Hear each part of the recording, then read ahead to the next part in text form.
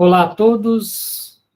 Hoje, dia 28 de agosto de 2021, estamos iniciando mais um estudo da Revista Espírita. Esse estudo ele é promovido pela CELS, Sociedade Espírita Obreiros do Senhor, aqui de Curitiba, e demais estudos dos anos anteriores podem ser encontrados no nosso canal do YouTube, que você facilmente consegue acessar entrando em nosso site www.obreirosdosenhor.org.br. Então, dando continuidade aos estudos que nós já vimos fazendo aqui do ano de 1860, como eu falei, hoje é o estudo de número 15, estamos no finalzinho já do mês de março. Então, vamos concluir ali com duas matérias ali no mês de março, e já entramos no mês de abril do ano de 1860. Nesse finalzinho do mês de abril, Kardec vem falando aí sobre a segunda edição do livro dos Espíritos. E eu peço aí a gentileza do Pereira de fazer a leitura para nós. Então, boa tarde a todos que estão nos acompanhando. Estão dando continuidade aí aos nossos estudos. A venda dos livros, a venda. O livro dos Espíritos, segunda edição. Inteiramente refundida e consideravelmente aumentada. Aí o Kardec já disse que ele fez aí, vamos dizer assim, uma nova edição, né? No livro dos Espíritos. Isso aí foi em março de 1860, né? Vamos lá. Aviso sobre esta nova edição. Até interessante para a gente saber, né? Quando a gente está lendo o livro dos Espíritos, que houve essa revisão aí, vamos dizer assim, né? E ele vai explicar aqui agora. Aviso sobre essa nova edição. Na primeira edição desta obra, anunciamos uma parte suplementar. Devia compor-se de todas as questões que ali não puderam entrar, ou que circunstâncias ulteriores e novos estudos deveriam originar. Mas como todas se referem a alguma das partes já tratadas e das quais são o desenvolvimento, sua publicação isolada não teria apresentado nenhuma continuidade. Preferimos aguardar a reimpressão do livro para incorporar todo o conjunto e aproveitamos para dar à distribuição das matérias uma ordem muito mais metódica, suprimindo ao mesmo tempo tudo quando tivesse duplo sentido. Esta reimpressão pode, pois, ser considerada como a obra nova, embora não tenham os princípios sofrido nenhuma alteração, salvo pouquíssimas exceções, que são antes complementos e esclarecimentos do que verdadeiras modificações. Esta conformidade com os princípios emitidos, malgrado a diversidade das fontes em que foram hauridos, é um fato importante para o estabelecimento da ciência espírita. Prova nossa própria correspondência que comunicações em tudo idênticas, senão quanto à forma, ao menos quanto ao fundo, foram obtidas em diferentes localidades. E isso muito antes da publicação do nosso livro, o que veio confirmá-las e dar-lhes um corpo regular. Por seu lado, a história atesta que a maioria desses princípios tem sido professada pelos homens mais eminentes dos tempos antigos e modernos, assim trazendo a sua sanção. Isso que é interessante para que talvez aqueles que não saibam, né, Pereira, o livro dos Espíritos ele foi composto, né, primeiro de uma parte, né, de 501 perguntas, e aí depois, na segunda edição, que ele complementou lá com as 1018, acho que é isso, né? 1018 perguntas, 1019 perguntas. Isso, 1019 perguntas. Então, aqui ele veio falar sobre isso, interessante ali, até ri, Kardec falando que ia deixar mais metódico ainda, né? Como se Kardec já não fosse metódico o suficiente, né? E aí também ele demonstra, assim, que o próprio estudo da Revista Espírita demonstra isso. Conforme ele for debatendo vamos dizer assim, aprofundando sobre aqueles temas que estavam lá no Livro dos Espíritos, ele foi, vamos dizer assim, refinando isso aí, melhorando, né, esses conceitos, né, comprovando ainda mais, e aí ele resolveu fazer essa, ele mesmo fala uma nova edição, não diria uma alteração, mas uma complementação, né, de toda essa obra, né. Bem bacana isso, até para aqueles que não sabem, não acompanham, você vê a 1960, 58, quer dizer, 4 anos, né? Depois ele fez essa reedição, essa complementação aí do Livro dos Espíritos. Porque dá a entender ele demorou, ele já tinha, né, acho que todas as perguntas, que dá a entender que ele esperou a reimpressão do livro, ele já tinha, e aquela continuidade, para Kardec, ele não seria interessante colocar ela como uma segunda parte isolada, né? Por isso que ele quis juntar. Fazer um Livro do Espírito 2, né? Aí exatamente, é isso. Seria horrível, né? Uhum. Seria uma obra só, bem bacana. Eu vou ler essa partinha aqui, que também é curtinha, que daí a gente dá continuidade. Então, vamos lá. Aos leitores da revista, cartas não assinadas.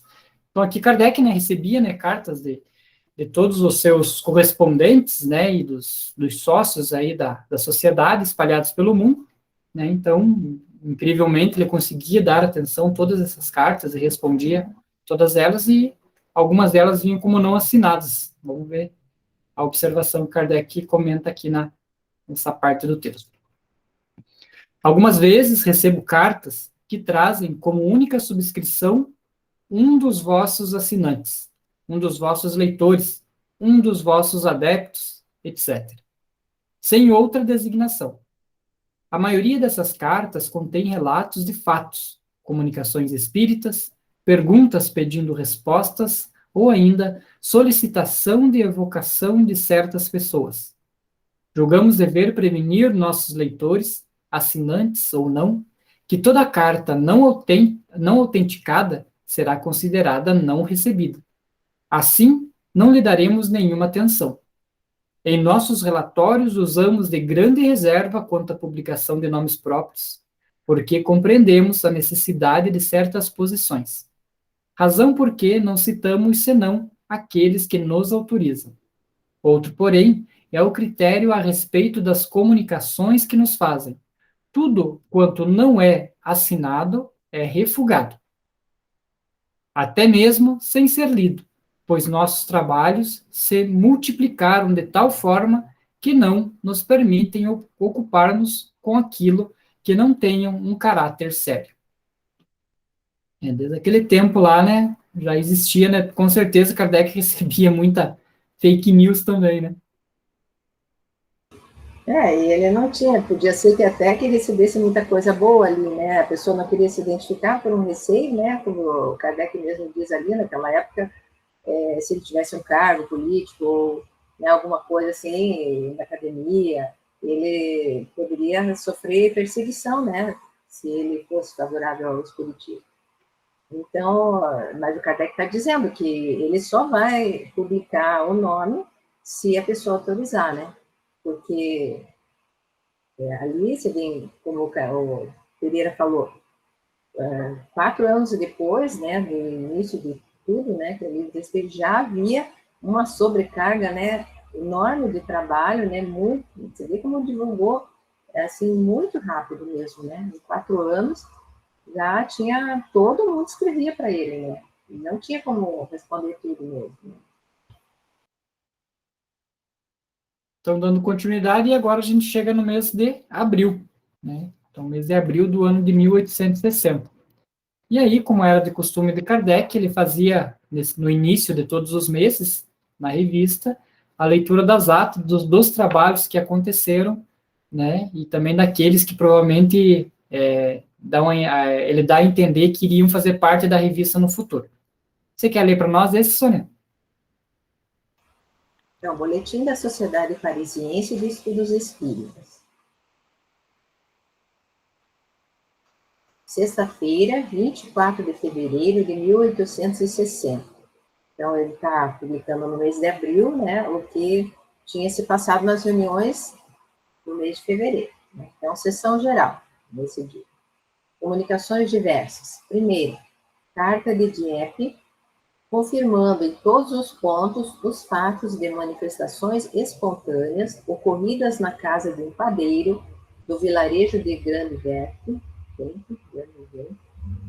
perto de Dieppe, e relatados pelo Vigia, publicada em nosso número de março.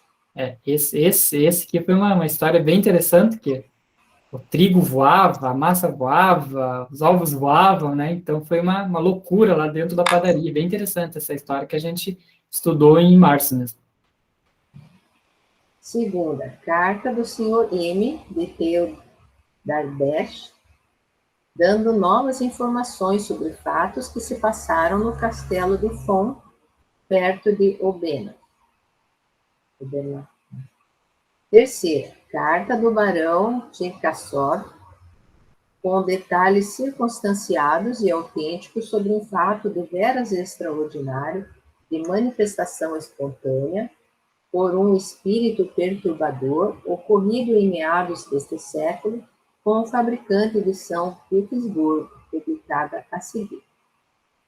Quarta, relato de um fato de aparição tangível, com todos os caracteres de um agênere, ocorrido em 15 de janeiro último, na comuna de Brie, perto de Valognes.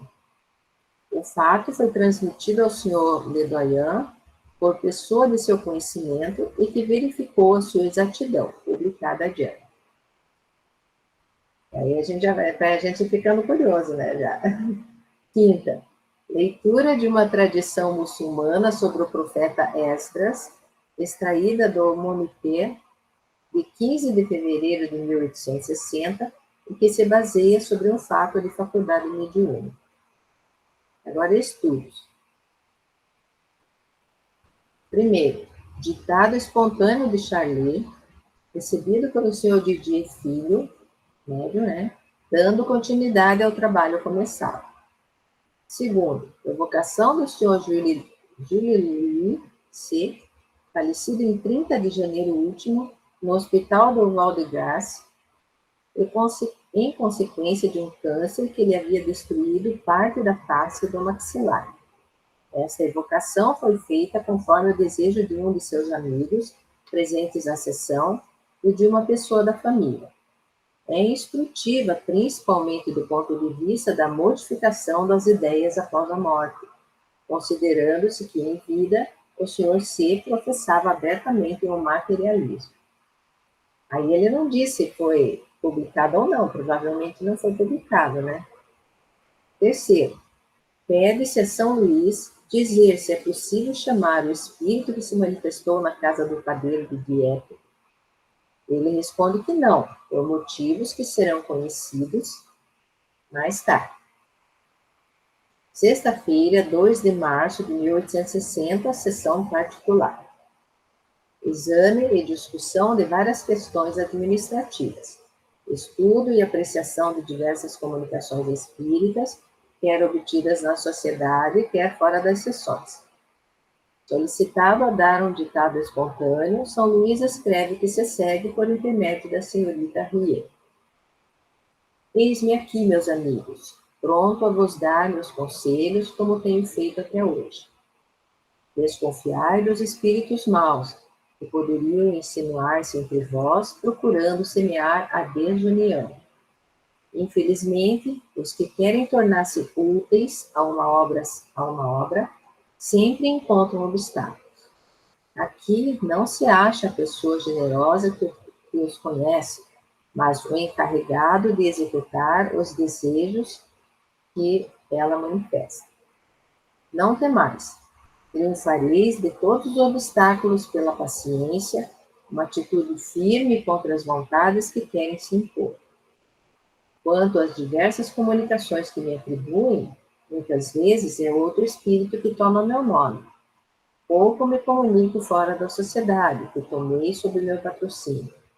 Aprecio esses lugares de reunião, que me são especialmente consagrados, mas é somente aqui que gosto de dar avisos e conselhos. Assim, desconfiai dos espíritos que frequentemente se servem de meu nome.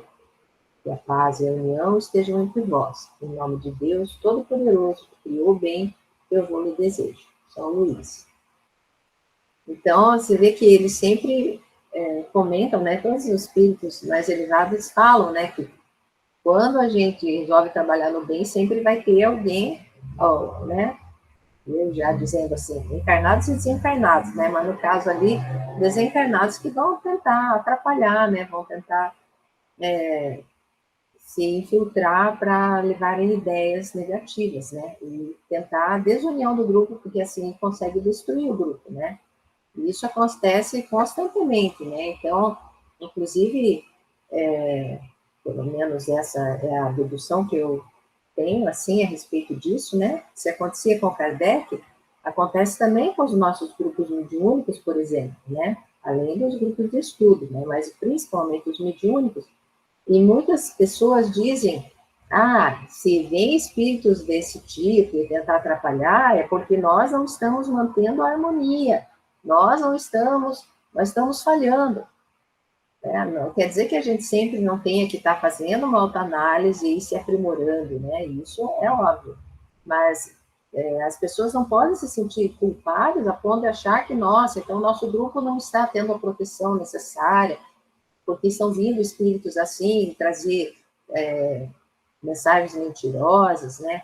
E você vê que isso ali, nessa mensagem, pelo menos, no que eu entendo, né?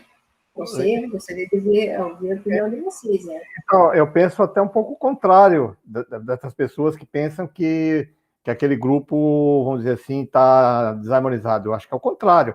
Se ele está sofrendo um assédio constante, é porque ele está fazendo um bom trabalho. Porque senão os espíritos que querem atrapalhar, aquele grupo que está tudo harmonizadinho, sempre certinho, né? Não acontece nada, eu penso também que fique desconfiado, não é? Porque, como tem os textos ali, a gente estudando o Hermínio, inclusive naquele Universidade de Carisma, ele conta bem claro, ele tem um capítulo lá que chama dos assédios dos médios e dos participantes de um grupo, né? Então, quanto mais você trabalha no bem corretamente, mais vai ter gente querendo te atrapalhar, gente que é o contra, né? Então, tem as duas coisas que nem você falou. É perfeito isso, temos que continuar sempre mais firme, que nem o São Luís, a mensagem de São Luís é perfeita. Continue firme, confiante, né? Sintonizado, desconfiar de tudo. Mas ele está fazendo um alerta que isso ocorria naquela época, ocorre hoje e vai ocorrer nos grupos que se destacam, vamos dizer assim, no trabalho da caridade, na divulgação da doutrina espírita, né, do Evangelho de Jesus, né? Então, eles vão querer, de qualquer maneira, vamos dizer assim, desacreditar aquele grupo, né?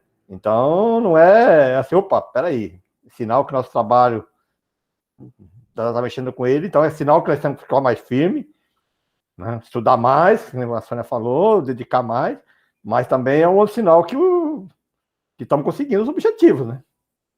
Então, a reflexão que nós temos que fazer mesmo dos dois lados das coisas. E qual seria, Pereira, Sônia, as técnicas a se utilizar quando vem uma comunicação e se intitula aí um espírito aí mais evoluído, quando diz que é um Chico Xavier, alguma coisa assim? Até que mesmo diz, né, que a gente tem que fazer perguntas, porque aí o próprio espírito vai se mostrar o que ele é realmente, né? Através das perguntas você vai questionando e se é um bom espírito, ele não vai ficar irritado, ele vai responder normalmente, porque ele sabe que faz parte, né? Agora, se o espírito começa a reclamar, que a gente está perguntando, que a gente não está acreditando nele, aí já é um primeiro ponto, né, de que realmente a gente conseguiu desmascarar, né? E sempre o conteúdo, né? Ele fala o que se refere àquela comunicação, né? Se for lá Chico Xavier, normalmente a própria doutrina espírita, no livro dos médios e todos que nós estamos estudando aqui na revista espírita, deixa bem claro que os espíritos mais evoluídos, eles não dão conselhos particulares, eles não ficam ditando, né? Ditando, faz isso, faz aquilo, você tem que fazer isso, fazer aquilo, não fazem elogios pessoais, direto, objetivo. Então, pelo conteúdo, que nem a Sônia falou, e questionando mesmo, né? Porque um espírito evoluído, se você questiona ele, ele não, vamos dizer assim, não se ofende, ele deixa para depois, ele não volta mais. Agora, um espírito já que não é, que está se mistificando ali, fascinando, ele vai se ofender, né? Dizer, não, você tem que aceitar. Então, é bem claro, conteúdo mesmo, né? É conteúdo. Só por curiosidade, vocês têm notícias se Chico Xavier, depois de desencarnado, chegou a fazer alguma comunicação? Pessoalmente, eu não. O Eros quer falar, né? Uhum. Para falar, meu querido Eros. Boa tarde a todos. Não como exemplo como foi falado, da questão da superioridade, né, do médium aí, que o Pereira falou, do médium, não, do espírito, né? Tinha um centro espírita, não aqui em Curitiba, famoso, e inclusive o médium que era o que coordenava ali as ações aquela grande quantidade de espíritas ali, acabou até desencarnando há pouco tempo. Mas o interessante que eu queria falar é o seguinte, que lá eles chegavam a dizer assim, olha, não coma carne, olha, soja você não pode comer assim, o assado só tem que comer de tal forma. Então, veja, são dicas que a gente tem que prestar atenção, né? Para que a gente não caia numa situação dessa. Porque lá atrás, esses encarnados estavam se sujeitando a esse tipo de regra. Lá atrás, eles já deveriam ter desconfiado que alguma coisa não estava correndo bem. No entanto, ninguém falou nada, simplesmente todo mundo se submeteu. Quer dizer, muita gente se submeteu a essas ordens, né? E mais tarde apareceram situações aí bastante constrangedoras, até para o próprio movimento espírita, etc. Né? Então, é um alerta, né, que a gente, estudando a revista espírita, vendo do próprio São Luís ali uma advertência para ficar atento às comunicações, né, que todos nós temos que ter constantemente, né, constantemente. Isso aí ninguém está livre, né? São provações que a gente tem que ficar atento, né? Era isso. Essa questão do Eros me lembrou uma vez uma palestra que eu assisti, acho que no YouTube, que daí Não, acho que não, foi até presencial mesmo. E aí estava se discutindo essa questão da alimentação e tudo mais, né? E daí tinha um vegetariano dentro ali na assembleia e tal, e começou a discutir com o palestrante, né? Que o espírito não podia comer carne e tal, e tudo mais, né? E aí foi interessante que o palestrante falou assim que um espírito evoluído não come carne, mas nem todo que não come carne é um espírito evoluído, né? Então, o espírito evoluído, na verdade, não come nada, né? O espírito já no escola aí, a escola não vai comer mais nada, né? Mas não é só porque eu não como carne que eu me torno um espírito evoluído. Achei bem pertinente a colocação dele. Sim, mas enquanto você está encarnado, mesmo Jesus se alimentava. Como assim? Comia peixe junto com os pescadores? Acho que não comia? Claro que comia. Ele dividia o pão, o peixe, dividia tudo. Então, isso a gente tem assim, uma tendência a achar que essas coisas, que na verdade são muito mais materiais em relação a outras questões, né? Que isso mede alguma coisa da superioridade de alguém. Não é verdade. Então, mas vamos dizer que no texto, no conceito que o Hélio colocou ali, que é perfeito. Se um espírito começa ali já, provavelmente esse grupo não tinha assédio naquela época. Nenhum espírito assediava, porque o negócio estava bem, né? Bem pro lado deles, né? Dos fascinadores lá, que estavam fascinando tudo lá. Então, aí se vem esses conselhos, assim, que já acho que um espírito mais evoluído, não sei se Bezerra de Menezes, ou seja qual outro que for, vai ficar perdendo tempo. Ele pode dizer, olha, tome cuidado com a alimentação, você tem que comer uma alimentação mais frugal, sei lá, desse tipo assim, né, genérico. Mas não, você não pode comer soja, você não pode comer carne, não, é isso. Eu acho que, na verdade, essa questão de você se alimentar de proteína animal é uma questão que virá como consequência da tua espiritualização, né? À medida que o ser humano for evoluindo, automaticamente ele vai sentindo menos necessidade de ingerir proteínas, né? Que as proteínas é a parte mais estrutural mesmo da matéria, né? Então, isso vai depender de uma evolução. Não adianta forçar só uma coisa externa, sendo que interiormente não se melhorou, né? Daí, às vezes, até chegar a enfraquecer o corpo físico, né? E a gente sabe que isso também é uma consequência que não é boa, né? E é melhor comer um pedacinho de carne, vamos dizer assim, lá, né? E trabalhar no bem, né? Fazer a qualidade, coisar tudo lá, do que você não comer carne e achar que aquilo ali vai dar um grau de evoluído, que não o Lelo falou, né? Ah, porque eu não como carne, porque não sei o quê. Não é isso. Não é isso que vai ditar se você a tua evolução, não, né? Então, um membro faz essa observação. Como pode um espírito inferior usurpar o nome de um espírito superior sem o consentimento deste último? Isso não pode ser senão com má intenção. Por que então os espíritos bons o permitem? Se não podem se opor, serão menos poderosos que os maus? A isso foi respondido: existe algo mais poderoso que os espíritos bons, Deus. Pode Deus permitir que os espíritos maus se manifestem para ajudá-los a se melhorarem. E, além disso, para testar a nossa paciência, a nossa fé, a nossa confiança, a nossa firmeza em resistir à tentação e, sobretudo, exercitar a nossa perspicácia em distinguir o verdadeiro do falso. Depende de nós afastá-los por nossa vontade, provando-lhes que não somos tão tolos quanto pensam.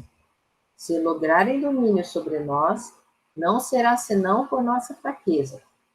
São o orgulho, o ciúme e todas as más paixões dos homens que fazem sua força, dando-lhes domínio.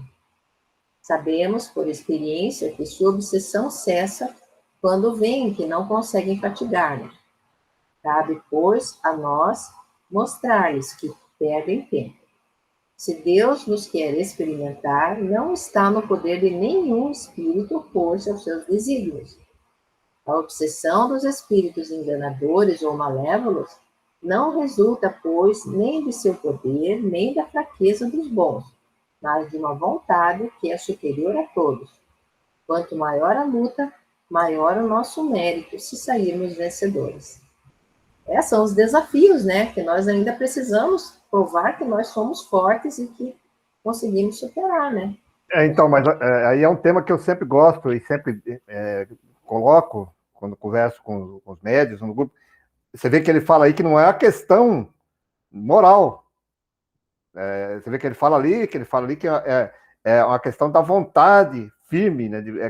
É um pensamento positivo de você acreditar ou não. Porque muitas pessoas pensam assim, mas eu não mereço, a culpa, né?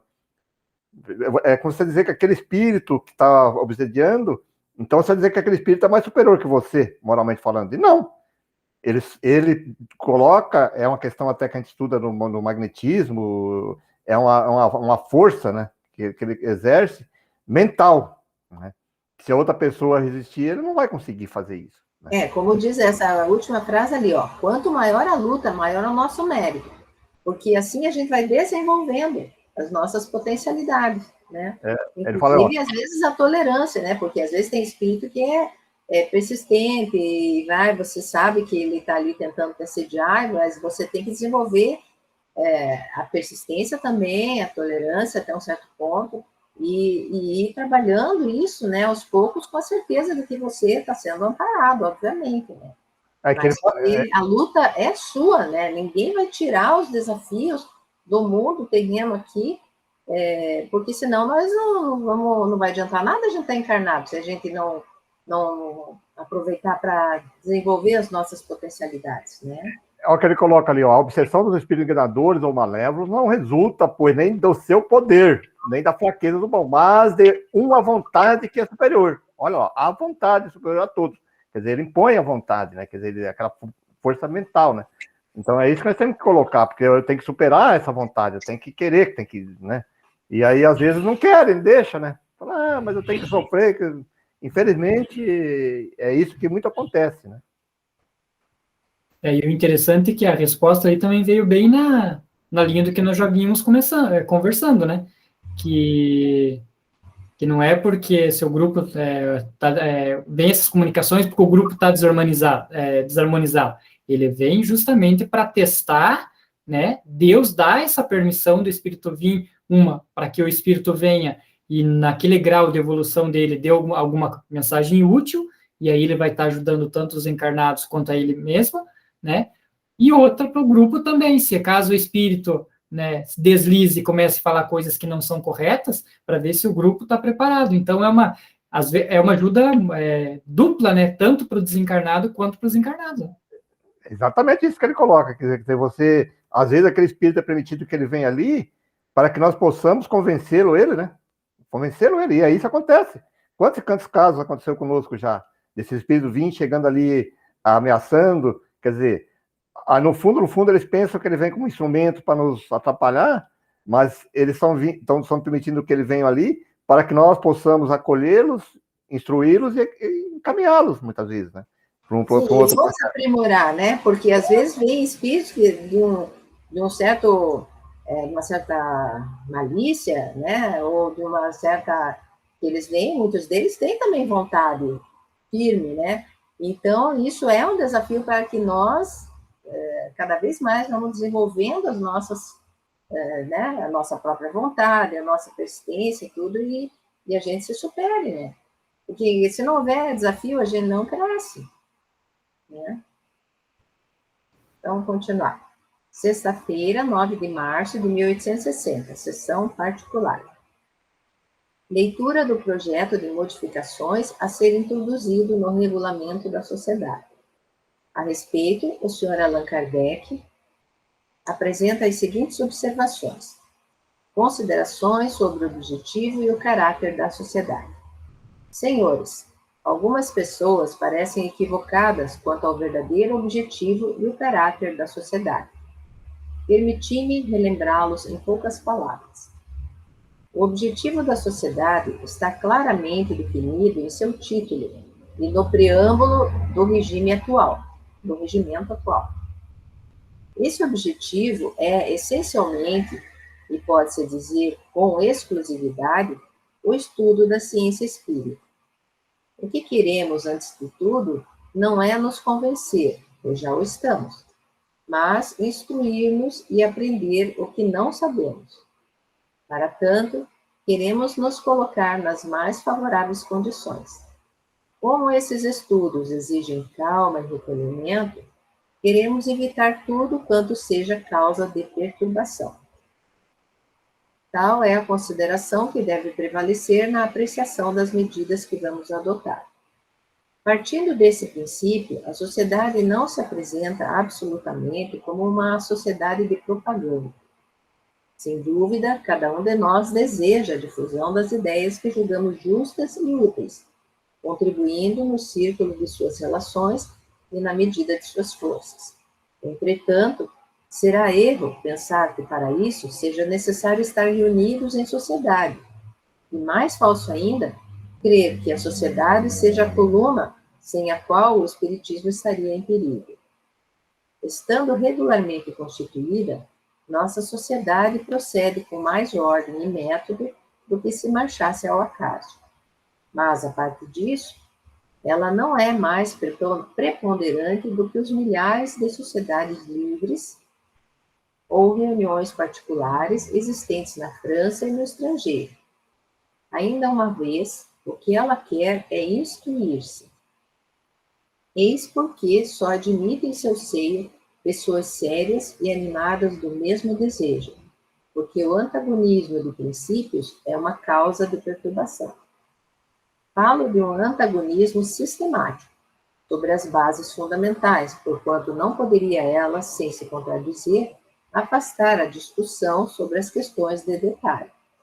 Isso é importante, né? Então, ele não acha que não valia a pena ficar discutindo coisas que já estavam bem embasadas, né?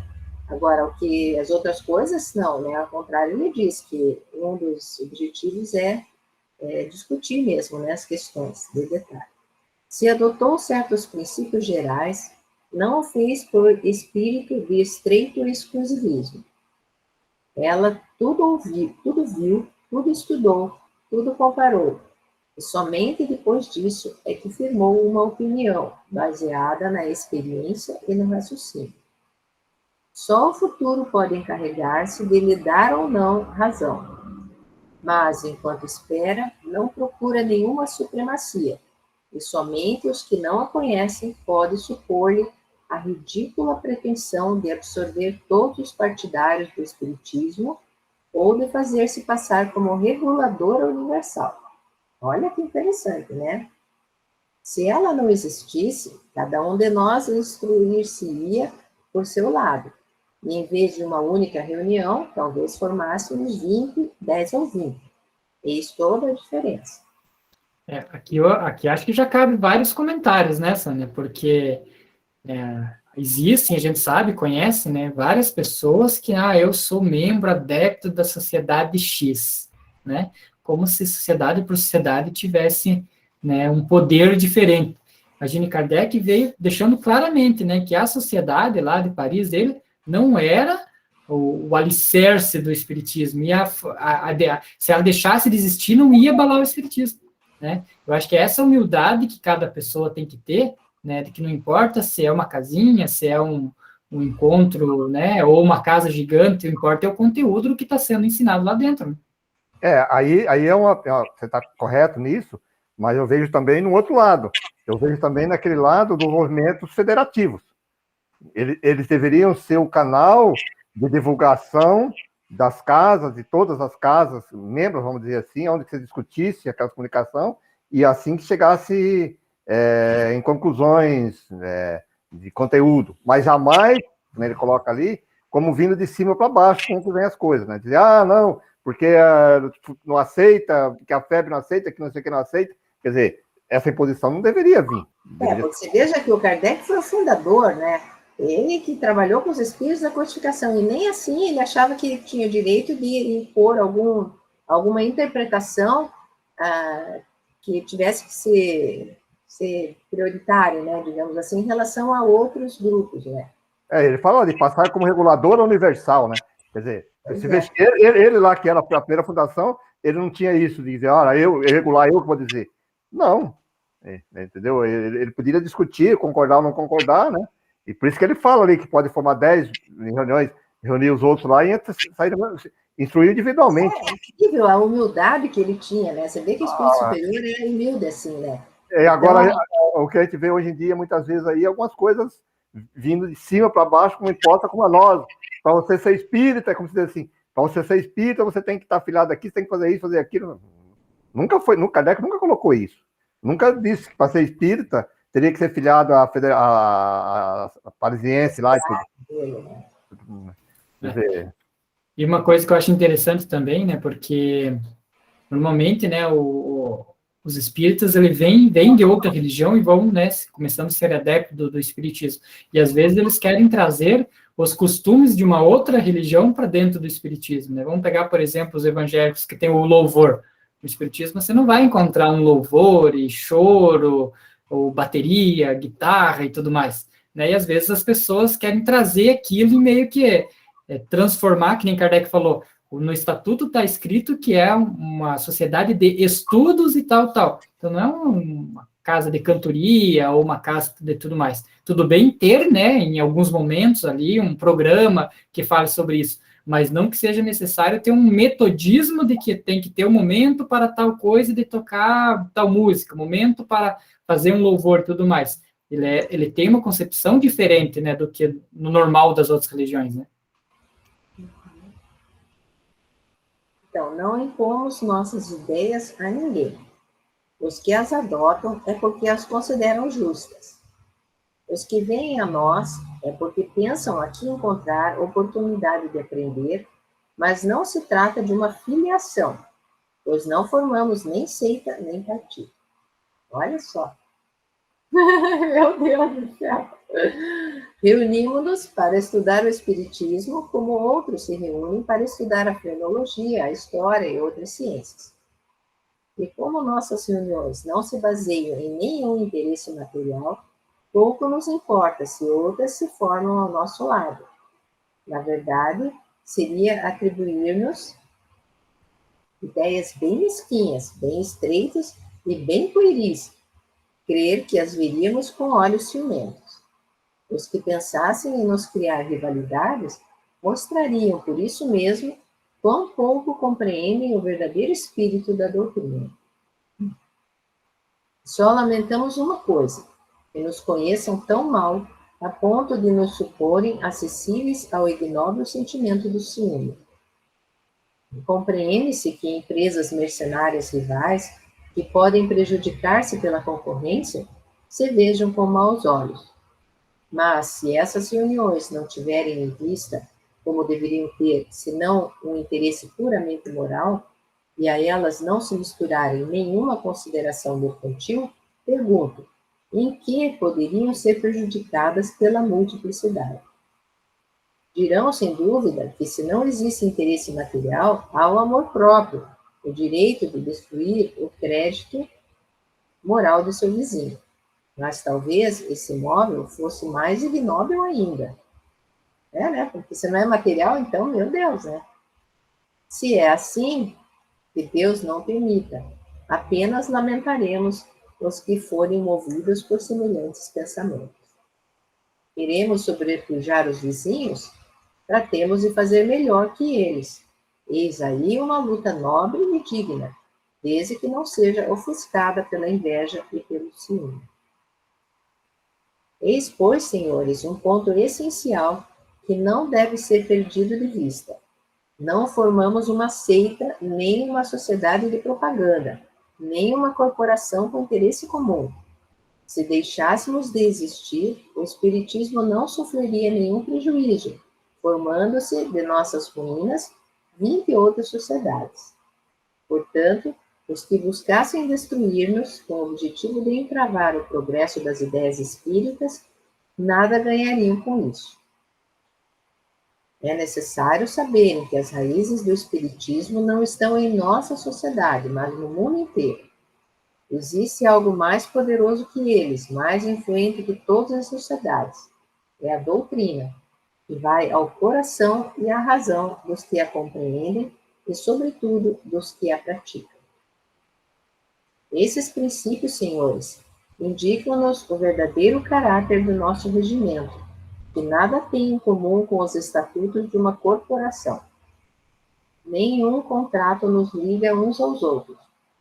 Fora de nossas sessões, não temos outras obrigações recíprocas que não sejam as de nos comportarmos como gente bem educada.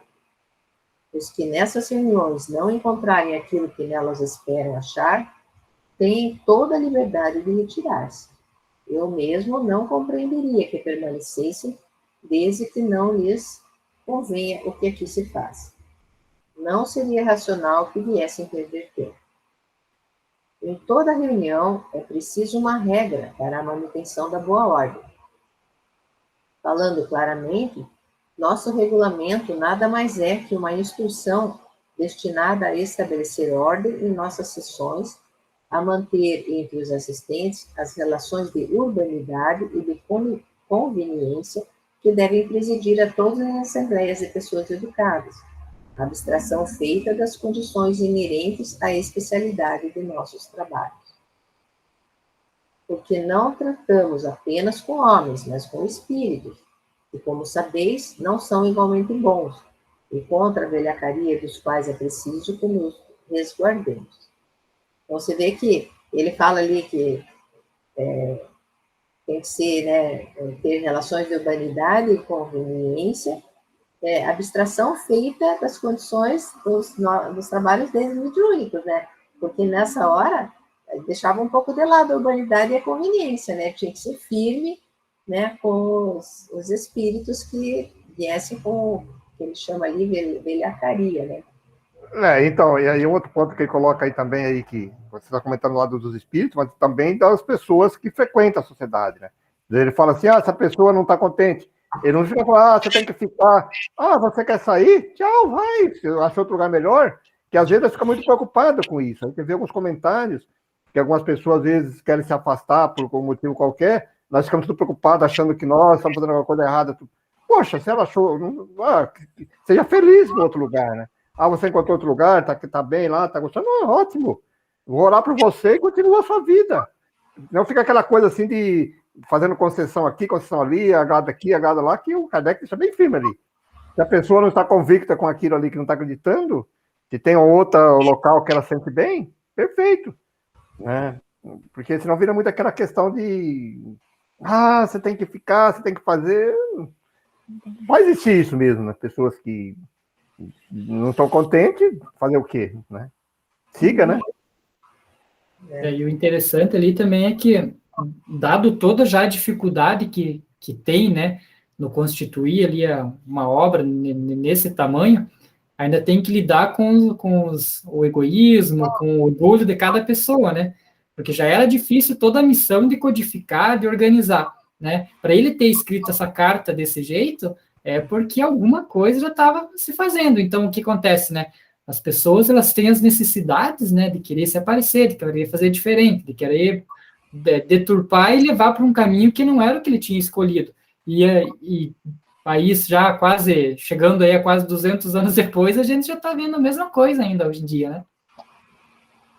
Alguns gostam só de contrariar mesmo, né? Até para aparecer às vezes, né?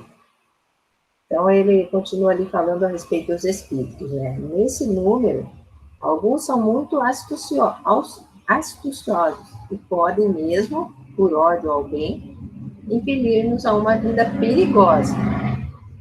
Cabe a nós ter bastante prudência e perspicácia para frustrá-los, o que nos obriga a tomar precauções particulares. Lembrai-vos, senhores, da maneira pela qual se formou a sociedade. Eu recebia em minha casa algumas pessoas em pequeno comitê. Com o crescimento do grupo, acharam que era preciso um local maior. Para consegui-lo, teríamos de pagar. Tivemos, portanto, que nos cotizar. Disseram mais, é preciso ordem nas sessões. Não se pode admitir o primeiro que chegar. É necessário, portanto, um regulamento. Eis toda a história da sociedade. Como vedes, é bem simples. Não entrou na cabeça de ninguém fundar uma instituição, nem se ocupar do que quer que seja fora dos estudos. Eu próprio declaro, de maneira muito formal, que se um dia a sociedade quiser ir além, não a acompanharei. O que fiz, outros são mestres em fazê-lo, ocupando-se à vontade, conforme seus gostos, suas ideias, seus pontos de vista particulares. E esses diferentes grupos podem perfeitamente entender-se e viver como bons vizinhos. A menos que utilizemos uma praça pública como local de assembleia, considerando-se que é impossível reunir no mesmo lugar todos os partidários do espiritismo, esses diversos grupos devem ser fração de um grande todo, mas não seitas rivais. E o mesmo grupo, tornado muito numeroso, pode subdividir-se, como os enxames de abelhas. Estes grupos já existem em grande número e se multiplicam todos os dias. Ora, é precisamente contra essa multiplicidade que a má vontade dos inimigos do espiritismo virá quebrar-se, porque os entraves teriam como efeito inevitável, pela própria força das coisas, a multiplicação das reuniões particulares. Entretanto, é preciso convir que em certos grupos há uma espécie de rivalidade ou antes de antagonismo. Qual a causa? Meu Deus, essa causa está na fraqueza humana, no espírito de orgulho que quer impor-se. Está, sobretudo, no conhecimento ainda incompleto dos verdadeiros princípios do espiritismo. Cada um defende os seus espíritos, como outrora as cidades da Grécia defendiam seus deuses, que, seja dito de passagem, não passavam de espíritos mais ou menos bons. Essas dissidências só existem porque há pessoas que querem julgar antes de terem visto tudo, ou que julgam do ponto de vista de sua personalidade. Elas se apagarão, como muitas outras já se apagaram à medida que a ciência se reformular.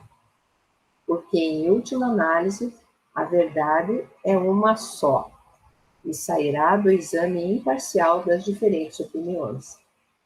Esperando que a luz se faça sobre todos os pontos, qual será o juízo?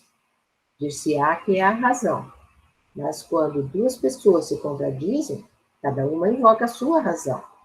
Que razão superior decidirá entre as duas? Sem nos determos sobre a forma mais ou menos imponente da linguagem, forma que os espíritos impostores e pseudo-sábios sabem muito bem tomar para seduzir pelas aparências, partimos do princípio de que os espíritos bons não podem aconselhar senão o bem, a união e a concórdia. E sua linguagem é sempre simples, modesta, marcada pela benevolência, isenta de acrimônia, de arrogância e de fatuidade. Numa palavra, tudo neles respira a mais pura caridade. Caridade, eis o verdadeiro critério para julgar os espíritos e julgar-se a si próprio. Quem quer que, sondando o foro íntimo de sua consciência, encontrar um germe de rancor contra o próximo, mesmo um simples desejo do mal, pode dizer a si mesmo, sem sombra de dúvida, que é solicitado por um espírito mau, porque esquece essas palavras do Cristo: sereis perdoados como vós mesmos houverdes perdoado. Portanto, se houvesse rivalidade entre dois grupos espíritas, os espíritos verdadeiramente bons não poderiam estar ao lado daquele que lançasse anátema ao outro, pois jamais um homem sensato poderia acreditar que a inveja, o rancor, a malevolência, numa palavra, todo sentimento contrário à caridade, pudesse emanar de uma fonte pura. Então, você veja que interessante, né? Essa coisa de acusar o outro, né? O outro está errado, né? Ah, a outra casa faz isso, ou aquele outro grupo faz isso, né? Isso aí é perigoso, né? A tal do anátema, né? E já vem lá desde o tempo do Cristo, né? E continua até hoje, né? Procurar, então, de que lado há mais caridade prática, e não de palavras. Né? Não adianta dizer, nós fazemos o bem, não adianta, né? E reconhecereis sem dificuldade de que lado estão os melhores espíritos, e, consequentemente, de quais deles temos mais razão de esperar a verdade. Essas considerações, senhores, longe de nos afastar do nosso objetivo, colocam-nos no verdadeiro terreno. Encarado desse ponto de vista, o regimento perde completamente seu caráter de contrato, para revestir aquele, bem mais modesto, de uma simples regra disciplinar. Todas as reuniões, seja qual for o seu objetivo, deverão premunir-se contra um escolho, e dos caracteres trapalhões, que parecem nascidos para semear a perturbação e a cisânia, onde quer que se encontrem. A desordem e a contradição são o seu elemento. As reuniões espíritas, mais que as outras, devem pôr-se em guarda contra eles, porque as melhores comunicações só são obtidas na calma e no recolhimento, incompatíveis com sua presença e com os espíritos simpáticos que os produzem. Em resumo, o que devemos buscar é remover todas as causas de perturbação e de interrupção, manter entre nós as boas relações de que os espíritas sinceros, mais que outros, devem dar exemplo. Opor-nos, por todos os nossos meios possíveis, ao afastamento da sociedade de seus objetivos, à abordagem de questões que não são de sua alçada e que degenerem em arena de controvérsias e de personalismo. O que devemos buscar ainda é a possibilidade de execução, simplificando o mais possível as engrenagens. Quanto mais complicadas forem estas engrenagens, maiores serão as causas de perturbação. O relaxamento seria produzido pela força das coisas, e deste a anarquia não há mais compasso. Alguém quer comentar? Serve para todos, né? Serve para todos, inclusive para nós, né? Essa questão, e principalmente na questão do julgar, a questão da inveja, a questão de entrar para fazer um trabalho bem feito, sem distrações, enfim, acho que todos nós dá para colher um pouquinho ali do que ele escreveu, né? É profundo isso, né? Isso deve ser estudado em grupo, inclusive em mais grupos, né? Em mais outros estudos, porque realmente, aí ele dá uma diretriz, né? Do estatuto de uma casa espírita, como que deve, né? De um regimento dentro de uma casa espírita desse tipo. Você vê, ele falando lá para eles naquela época, né? Que seguia tudo assim, colocando esses passo a passo. E ele deixa bem claro nessa carta aí, né? Provavelmente, que nem o Lelo falou, deveria ter essas pessoas que entraram ali querendo impor alguma coisa. O Eros quer falar um pouquinho. Fala, Eros. Não, rapidinho, né, que já está dando a hora aí, mas só para a gente ficar pensando, né, ele ali coloca ali como uma característica, né, de um bom espírito, né, a linguagem simples, etc., né, direta, tal. Aí eu fico me perguntando de algumas obras dentro do movimento espírita, onde se requer o estudo prévio de alguns anos, 4, 5 anos, para daí começar a estudar aqueles livros. Eu coloco interrogação, né? Até que ponto que a razão está com esse espírito aí que diz que a linguagem tem que ser simples. Né? Não faz parte da obra da codificação, né? Você diz, são as obras complementares, né, espíritas. Perfeito. Tem algumas, sim, e a gente sabe que, em grande parte, depende do médium, né? O médium passa, às vezes, a sua linguagem ali, que às vezes é um tanto rebuscada, né? Porque a gente já viu isso, né? A parte anímica do médium interfere bastante, né? Sônia, continue mais esse pedacinho, só tem mais meio slide daí. Então tá. Sexta-feira, 16 de março de 1860, sessão particular. Discussão e adoção do regimento modificado. Então foi aprovado, né? Sexta-feira, 23 de março, sessão particular. Nomeação dos membros do comitê. Estudos. Foram obtidos 2 ditados espontâneos, o primeiro do espírito Charlet, pelo senhor Didier Filho, o segundo pela senhora de Boyer, de um espírito que disse ter sido forçado a vir acusar-se por ter querido romper a boa harmonia e lançar a perturbação entre os homens, suscitando a inveja e a rivalidade entre os que deviam estar unidos. Cita alguns fatos dos quais foi culpado. Diz que essa confissão espontânea faz parte da punição que lhe é infligida. Interessante, né? Bacana, ia dar um testemunho, né? Então tá aí, amigos. Eu acho que o estudo de hoje, somente essa última parte aí, ela merece uma reflexão de todos nós espíritas, né? As pessoas que estão assistindo agora, ou as que vão assistir no futuro, que reflitam também sobre isso, né? Aqueles que estão pensando ou estão fundando uma casa espírita, né? Que reflita bastante sobre os objetivos reais, né?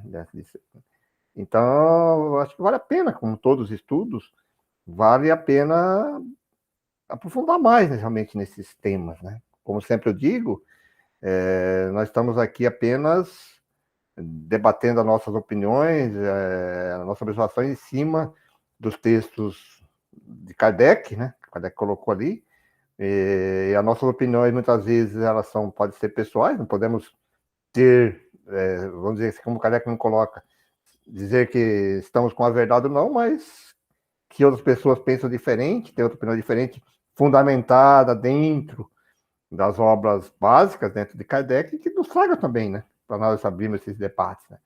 E sempre convidamos as pessoas a estar presentes. E eu percebo, assim, muitas vezes, algumas críticas das pessoas, até nas próprias instituições que a gente frequenta, pessoas criticando, porque isso, que aquilo tem que fazer, que as pessoas estão querendo sair. Mas a gente percebe que essas pessoas que estão comentando sobre isso se afastam, frequentam muito pouco, não participam de grupos de estudos, não participa ativamente nas atividades quando são chamadas, né? Então, eu acho que se a pessoa para fazer alguma crítica nas áreas administrativas ou de uma instituição, ela tem que estar participando ali junto, né? Ativamente, né? Quando tem algum evento, está lá, né? Ajudando. Aí sim ela tem direito. E às vezes a gente percebe que essas pessoas que fazem crítica são as que mais ficam afastadas, né? Só aparecem em algum momento dizendo isso, aquilo, jogando as suas opiniões. Eu acho que se você quiser criticar, você participa, né? E sempre lembrar, né, até pelo próprio estudo da doutrina, a gente compreende, né, que nós estamos num mundo ainda imperfeito, então não vamos encontrar ninguém perfeito, né? Nós temos as nossas imperfeições, como é que vamos exigir dos outros a perfeição, né? Então, se a gente for muito exigente, você não para em lugar nenhum quase, né? Ou vai ter um número muito restrito de pessoas com as quais isso pode se relacionar, porque, lógico, existe uma diversidade de pensamentos, de ideias, de maneira de, né, de ver o mundo, e, então a gente também não pode ficar sendo exigente mais no sentido de, né, dizer, não vou, por exemplo, naquele grupo de estudo, ou naquela casa espírita, porque não, pensam, né, eu fico falando de tal jeito, eu não gosto da maneira da pessoa, né, eu acho que tudo isso faz parte desses desafios, né, que a gente tem que aprender a tolerar, porque às vezes somos nós que estamos sendo intolerantes, né, não é o outro que às vezes está errado, né, nós vemos a partir da nossa visão, né. Mas se você quer criticar, você tem que estar participando, né? Se você está dentro, coisa aí você pode criticar, que você consegue fazer alguma coisa diferente. Mas você criticar estando afastado é fácil, né? De longe, né? Primeiro estamos tentando, que a senhora falou, eu acho perfeito. Podemos não ser perfeito, mas tem que ser tomada algumas decisões, as decisões são tomadas. Né? E às vezes são chamados para outras pessoas participarem e elas não querem participar, né? Elas querem criticar só depois da atitude feita, né? Bom, gente, assim, apenas só para a gente refletir um pouquinho sobre esses temas, né, tão importantes para o movimento espírita, né, como um todo. Então, mas vamos nesses instantes agora, deixando essas questões polêmicas aí de lado, nos agruparmos num sentimento de gratidão e amor a Deus, nosso Pai, a inteligência suprema, causa primária de tudo, soberanamente justo e bom, que nos permite estarmos aqui, nesse dia de hoje, nessa reencarnação, vivenciando, experienciando essa nossa passagem no mundo terreno, que estamos tendo um contato mais próximo da doutrina espírita. Obrigado, Deus. Obrigado, Jesus, que nos dá o caminho. Jesus, nosso mestre, nosso guia, que veio no mundo terreno, não para trazer um evangelho somente, mas o evangelho tem o objetivo de nos relembrarmos, por como aprendemos os conceitos divinos, estão dentro da consciência de cada um. Jesus, através do evangelho, vem fazer com que nós possamos relembrar, revivenciar, nos trazer um caminho, um roteiro para podermos assim alcançar o nosso processo evolutivo, liberando-nos das questões materiais. Obrigado, Mestre Jesus. Agradecemos também a todos os nossos amigos espirituais, aqueles benfeitores que nos aproximam, nos intuindo, nos ajudando na interpretação dos textos, mas também aqueles amigos espirituais que, como nós, se reúnem nessas tardes de estudo para também aprender sobre essa doutrina, que muitos não tiveram condições de aprender no mundo terreno. No mundo espiritual agora, aproveito essas reuniões para o aprendizado. Queridos amigos, Jesus, Mestre querido, que as nossas vibrações de amor, de caridade, de saúde, possa ser agora incorporada por aqueles benfeitores espirituais que estão encarregados da harmonia terrena, e assim eles possam utilizá-lo para ajudar aqueles que necessitem, que passam por dificuldades no mundo terreno, sejam no cunho físico ou moral, principalmente o moral, que é um dos flagelos mais difíceis de serem trabalhados e modificados individualmente. Assim, com muita gratidão e amor, encerramos mais um estudo desta obra de tanta importância para o nosso processo evolutivo. Obrigado, Deus, mais uma vez. Obrigado, Jesus. Que assim seja.